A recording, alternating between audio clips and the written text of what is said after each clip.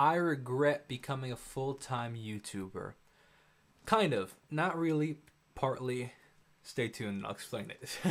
So, almost exactly 2 months ago, actually, it was a little more than 2 months ago, April 1st is my first day as a full-time YouTuber. Full-time, unrelated to everything else. No more giving guitar lessons. No more working in my parents' office. No more doing video work. Full-time related to YouTube and music, and I am unbelievably grateful for that. It is the craziest thing ever, and I'm incredibly grateful. But with that came unexpected pressures that I didn't obviously expect because they were unexpected, right? But some of the pressures that I realized are it because I am now fully reliant on the money that comes from YouTube, whether it be Patreon or sponsorships or actual YouTube ad revenue, which for me, YouTube ad revenue is actually the biggest contributor to the income at the moment.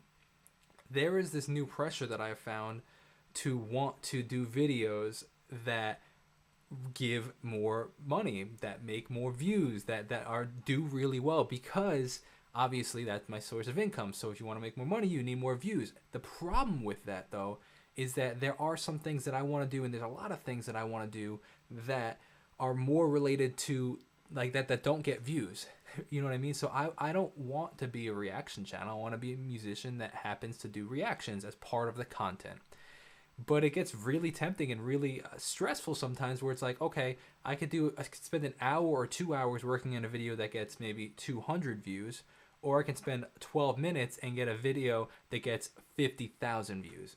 Well, when you weigh the fact of like, okay, this is my full-time job now, it's like, well, hold on a sec, like, there's a lot more money with that 50,000, but the difference is like I'm not happy doing only that stuff. So it's balancing happiness with income, and the reason I'm sharing with you guys is I don't necessarily regret it, but it was an interesting thing that I didn't necessarily foresee, and I wanted to share it with you guys because in case you're doing the same thing, you at least are aware of the potential that it might create this extra pressure for you. Because if you're working at a separate job where your income is not tied to your content, well, there's a lot more freedom to do stuff that you may want to do where it's not necessarily reliant fully on how much money you're making. The difference, though, in the similarities, I guess it would be a better way to say the similarities are even when I had my other jobs, my full-time jobs, I still, of course, wanted to grow my career. So you always associate views with growth, right? Even though you might be growing something you necessarily don't want to grow, right?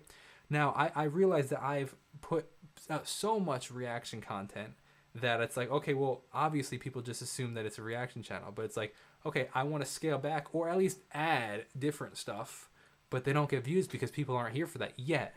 So it's this very interesting balance that I'm trying to learn now. It's like, okay, I want to spend the time to, maybe put out extra content, but I have to be okay with the fact that that's not necessarily going to make me money, and trying to balance that pressure now. Okay, this is my income. How do I now do this? And it's just an interesting thing that I necessarily didn't expect.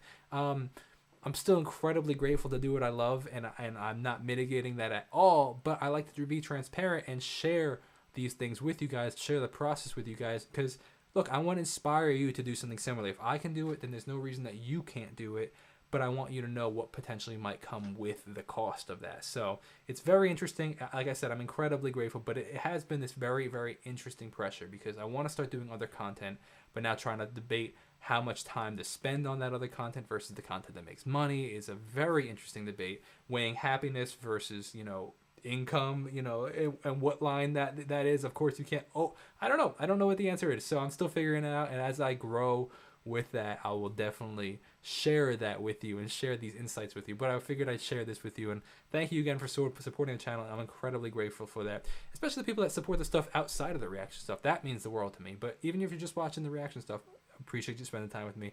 So hope to inspire you, or at least open your thinking if you're considering doing the same thing, that you can at least be a little bit more prepared, for that mentality. Maybe work on that mentality or even think about that mentality before you take that leap of faith. Thanks for watching. I figured I'd share this little update with you. I'll see you in the next video. Peace out.